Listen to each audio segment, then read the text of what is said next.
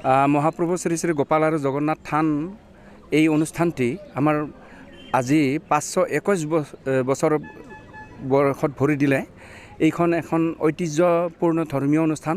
ইয়াত বিভিন্ন জাতি জনগোষ্ঠীয়ে একে ৰীতি নীতিৰে আমি পূজা অৰ্চনা কৰোঁ আৰু এই অনুষ্ঠানটোৱে আমাৰ একতাৰ দলেৰে আমাৰ এই অঞ্চলৰ ৰাইজক বান্ধি ৰাখিছে আৰু এই অনুষ্ঠানটোৰ জৰিয়তে আমি সমন্বয়ৰ সিটো গঢ়িব পাৰিছোঁ।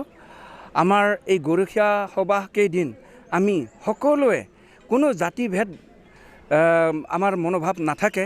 কাৰো যাতে মনোভাৱ এনেকুৱা নহয় ই বড়ো, ই অসমীয়া, ই ভাষা, ই ৰাভা, ই মিচিং, ই কছাৰী, এনেকুৱা আমাৰ জাতিভেদ নাই। আমাৰ অনুভৱেই নহয় এইকেইদিন। আৰু এনেকুৱা এখন সমাজ আমি সমগ্ৰ অসমত বিচাৰোঁ। যিকেইদিন আমি গৰখীয়া সভাত থাকোঁ এনেকুৱা অনুভূতিৰে থাকোঁ, আমি মানুহ হিচাপে থাকোঁ, মানুহৰ সমাজ হিচাপে থাকোঁ, এনেকুৱা এখন সমাজ আমি অসমত বিচাৰোঁ আৰু একে ৰীতি নীতিৰে আমি পূজা অৰ্চনা কৰোঁ। আমি এনেকৈ থাকি ভাল পাওঁ।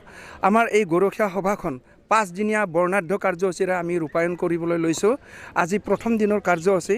প্ৰথমতে আমি আমাৰ মন্দিৰৰ দ্বাৰ গৃহ উন্মোচন কৰিলোঁ। আমাৰ ধৰ্মধ্বজা বিভিন্ন উদ্বোধনী কাৰ্যসূচী কৰাৰ লগতে আমাৰ আজিৰ এই মুকলি আৰু উদ্বোধনী সভাখন আমি অনুষ্ঠিত কৰিছোঁ। আজি সন্ধিয়া আমাৰ নৃত্য প্ৰতিযোগিতা থাকিব, বড়ো আৰু অসমীয়া। তাৰপিছত অহাকালি থাকিব আমাৰ স্থানীয় শিল্পী আৰু আমন্ত্ৰিত শিল্পী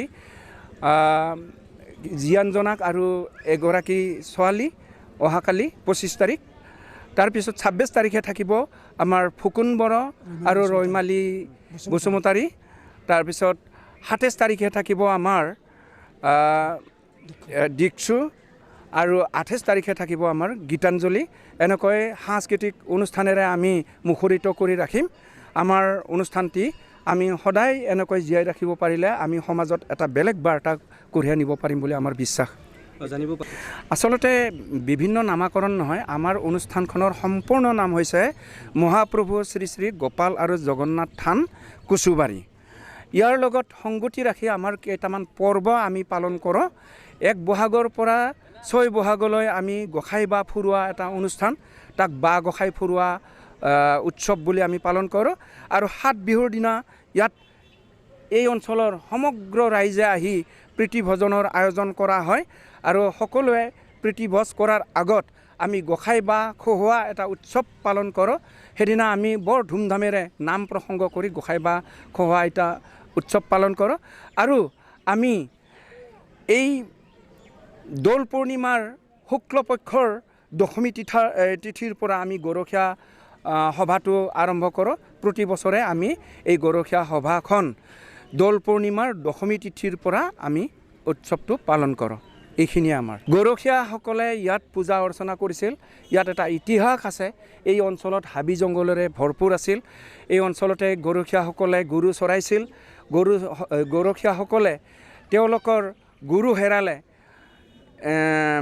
ভগৱানৰ ওচৰত তেওঁলোকে আৰাধনা কৰিছিল আৰু সেই আৰাধনা কৰি যি ফল পাইছিল তেওঁলোকে, অৰ্থাৎ গৰু হেৰালে গৰুটো পোৱাৰ কাৰণে ভগৱান শ্ৰীকৃষ্ণৰ ওচৰত, বিষ্ণুৰ ওচৰত প্ৰাৰ্থনা জনাইছিল আৰু সেই প্ৰাৰ্থনাত ভগৱানে সন্তুষ্ট হয় তেওঁলোকৰ মনোকামনা পূৰ্ণ কৰিছিল। আৰু তেতিয়াৰ পৰাই এই উৎসৱ ক্ৰমাগতভাৱে আজিৰ এই ৰূপ পাইছে আৰু সেইটোৱে গৰখীয়াক কেন্দ্ৰ কৰি এই গৰখীয়া সভাখন পাতা হয়। ঠিক আছে, আপোনালোকে কি কাৰ্যসূচী থাকিব? নমস্কাৰ।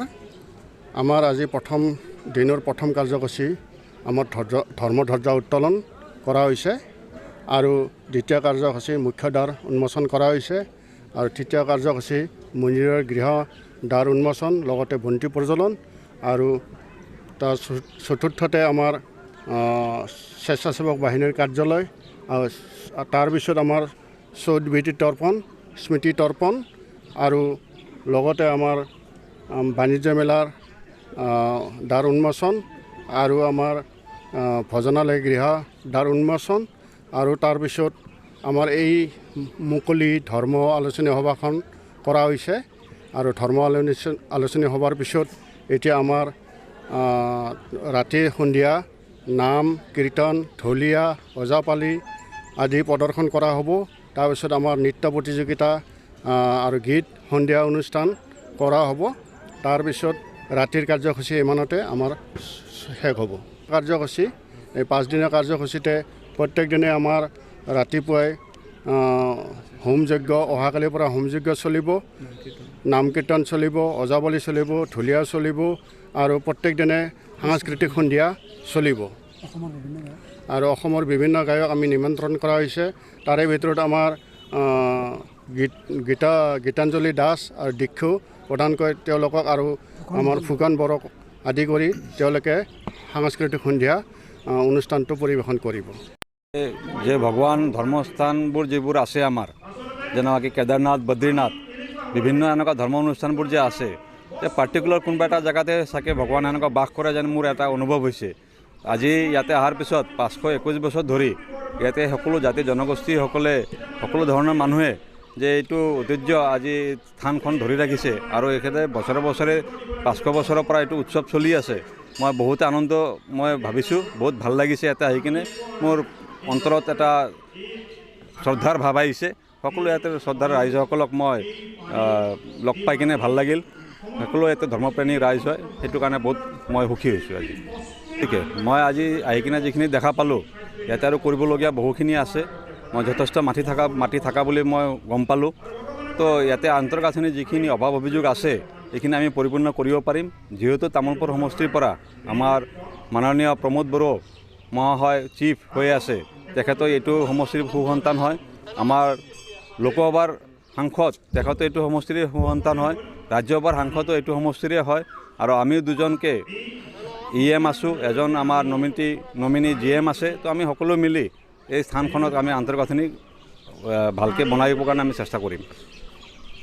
এতিয়াতো প্ৰচাৰ আমাৰ তুংগত চলিছে। আপোনালোকে গম পায় আমাৰ তামোলপুৰ সমষ্টিত BJP, UPPL, GSPৰ মনোনীত প্ৰাৰ্থী লেহৰাম বড়ো ডাঙৰীয়াক দিয়া হৈছে। তেখেত এজন অভিজ্ঞ মানুহ, আগতে BDO আছিল, তাৰ আগতে শিক্ষক আছিল। এজন ভাল যোগ্য মানুহক আমি দিয়া বুলি ভাবোঁ। আৰু সকলো জাতি জনগোষ্ঠীৰ ৰাইজে, সকলো দলৰ কাৰ্যকৰ্তাসকলে তেখেতক আকোৱালি লৈছে। তো মই ভাবোঁ তেখেতে বিপুল ভোটত তামোলপুৰ সমষ্টিৰ পৰা জয়যুক্ত হৈ যাব। তাৰ ভিতৰত আমি 12খনে পাম বুলি আশা কৰিছোঁ।